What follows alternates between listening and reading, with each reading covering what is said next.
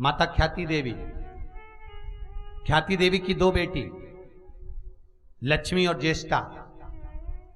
ज्येष्ठा बड़ी पुत्री है माता ख्याति की और लक्ष्मी छोटी है। और शिव महापुराण में आपको पहले भी वर्णन करा कि माता लक्ष्मी की माता ख्याति देवी शंकर की आराधना करती थी, शिव का स्मरण करती थी।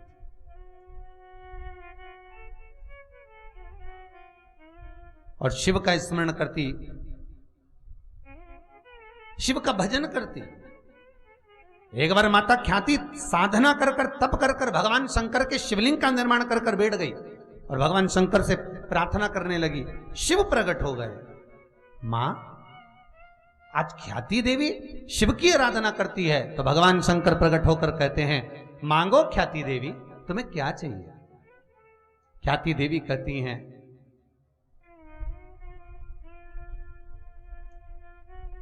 मेरी दो पुत्रियां हैं, ज्येष्ठा जिसको लोग दरिद्रता कहते हैं,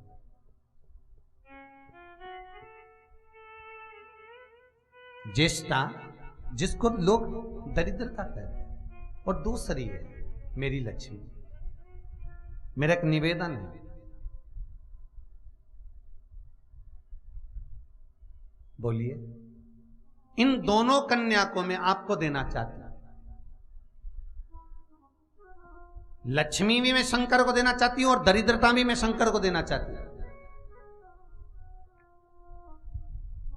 भगवान शंकर जानते थे कि लक्ष्मी नारायण को स्मरण करती है, चाहती है, और नारायण लक्ष्मी का स्मरण करते हैं, लक्ष्मी को चाहते हैं। और दरिद्रता एक ऐसी देवी है जिसको कोई चाहता ही नहीं है, जिसको कोई लाना ही नहीं चाहता।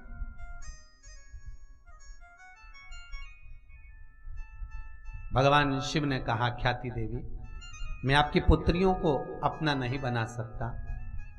मैं तो आपसे विनय करना चाहता हूं, निवेदन करना चाहता हूं कि आप अपनी लड़की, आप अपनी बेटी लक्ष्मी का विवाह नारायण के साथ कर दीजिए। बस इतना सा मेरा निवेदन है। ठीक है प्रभु, अगर आप निवेदन कर रहे हो तो मैं अपनी बेटी दे सकती हूं, क्या दिक्कत है मुझे देने में।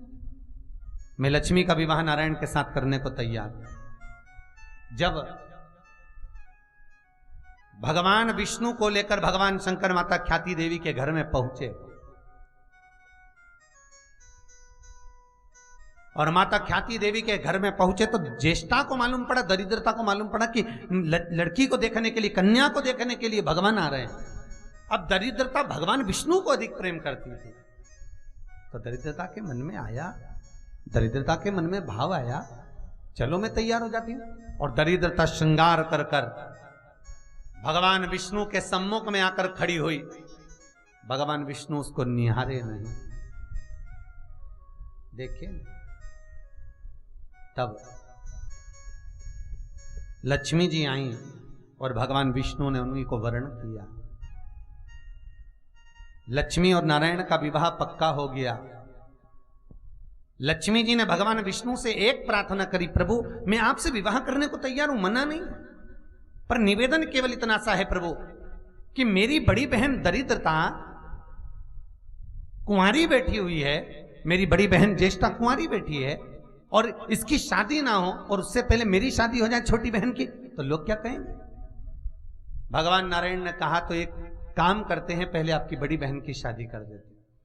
भगवान विष्णु गए और आज भगवान विष्णु भूमंडल पर पहुंचकर भगवान शंकर से कैलाश पर्वत पर जाकर निवेदन करते हैं कि आप दरिद्रता का विवाह कर दीजिए।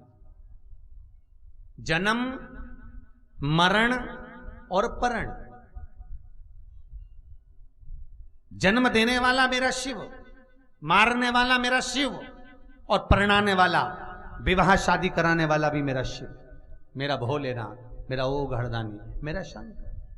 जन्म, मरण और परण, ये तीन शिव के हाथ। प्रभु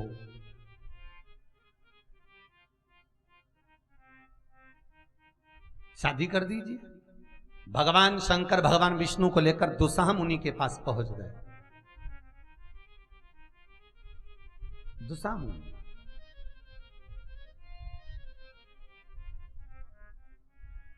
दुसाहा मुनि कौन? महाराज, जिनको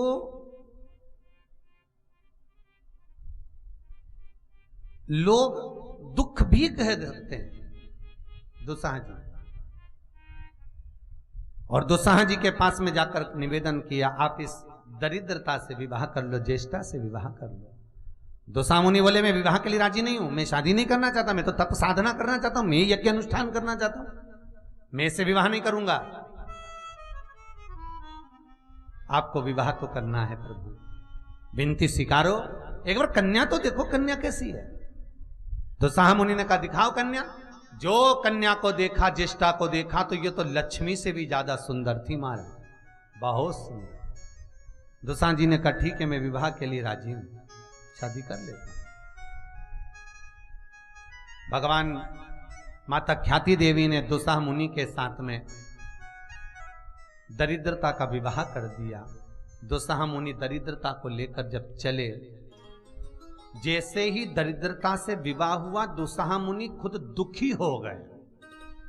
दुख, अब दुसाहा नहीं, दुख हो गए। और दुसाहा मुनि सीधे लेकर जब तुरंत दरिद्रता देवी को लेकर ज्येष्ठा को चले, अपने आश्रम में जा रहे थे, तो आश्रम में चल रहा था यज्ञ अनुष्ठान। ओम ब्रह्म वै स्वाहा, ओम विष्णवे स्वाहा, ओम इंद्राय स्वाहा। जैसे ही यज्ञ की आवाज सुनी, दरिद्रता देवी ने अपने हाथों से कानों को बंद करा, दौड़कर पीपल के पेड़ के नीचे दरिद्रता देवी जाकर बैठ गई।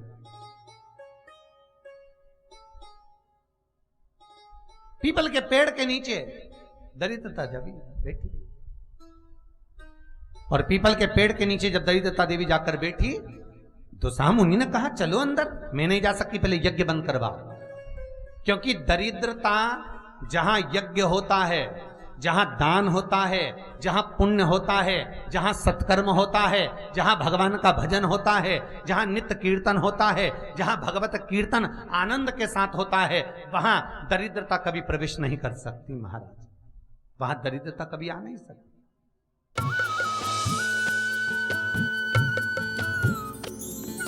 सर्वधर्म संगम, धर्म के सच्चे